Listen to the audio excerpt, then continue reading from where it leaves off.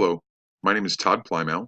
I'm a certified New York State Earth Science teacher at Eastport South Manor School District in Manorville, New York. Today, I'm going to talk to you about using geographic information systems in an earth science laboratory investigation. The goal of these labs and this activity and these projects is to familiarize students with geographic information systems. Geographic information systems is a valuable skill for students to acquire. It's used in a variety of careers across numerous fields and is definitely a building block in their development of spatial analysis.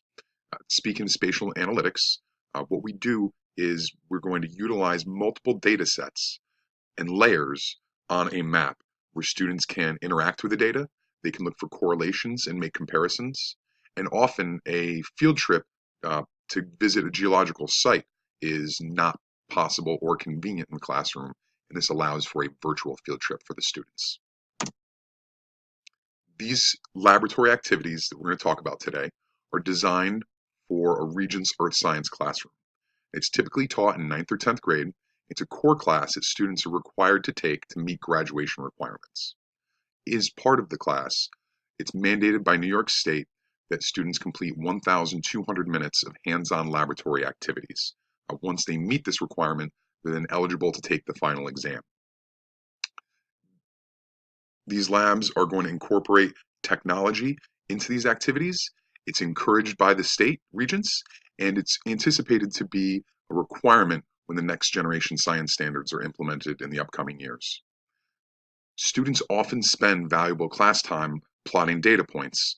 It gets repetitive and tiresome. Geographic information systems streamlines this process, allows students more time for exploration, and allows them to acquire a greater depth of understanding using inquiry-based learning. The project that I've completed consists of 3 laboratory activities. It ends up being approximately 120 minutes of the 1,200-minute laboratory requirement, so about 10%. The 3 labs include topographic maps, rock types, plate tectonics, and earthquakes, which we're going to explore in a minute, and they're available online using the link below the video. It'll take you directly to my website where you can click on the 3 activities. You can download them, anyone can download them, and you can also modify them as well. We're going to take a look at these activities. So here you would go to my website, and the link is going to be directly to the ARCGIS laboratories, although I do have additional lab materials and other links on this. You can see the 3 laboratory lessons, which are hyperlinked here. If you click on any one of them, it will open up a document, and you can see the laboratory printout for students right here.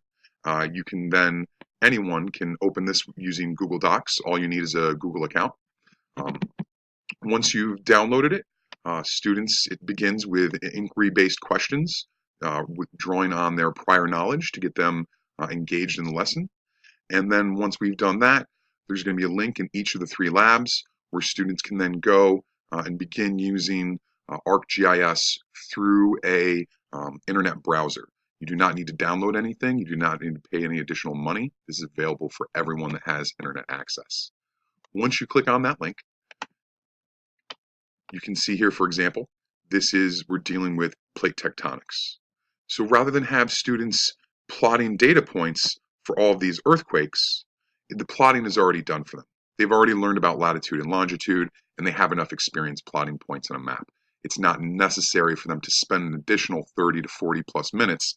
As you can see, this is a large number of plotted points using USGS data sets.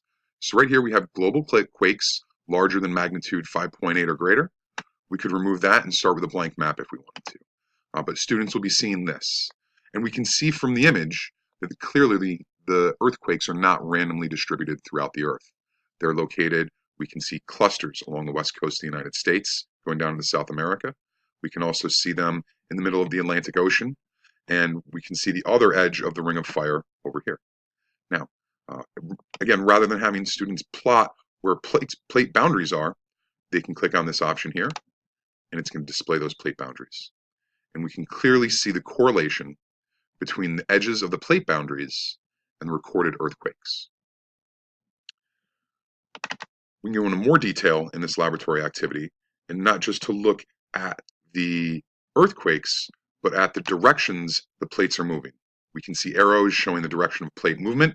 So we can see some plates are going in opposite directions or diverging, and some plates, like we see here on the west coast of South America, they are converging.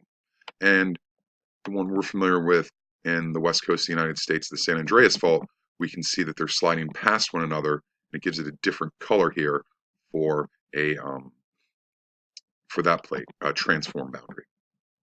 Students will use this data and they will answer the laboratory questions.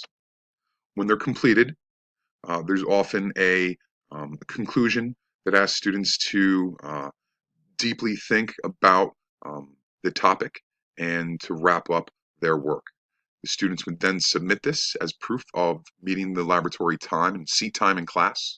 And then the teacher, myself, would keep this on file for 1 year as required by the New York State Board of Regents in case they need to verify that students are meeting the 1,200 minutes of laboratory class time. Thank you, and I encourage you to click on the link to explore more of this for yourself.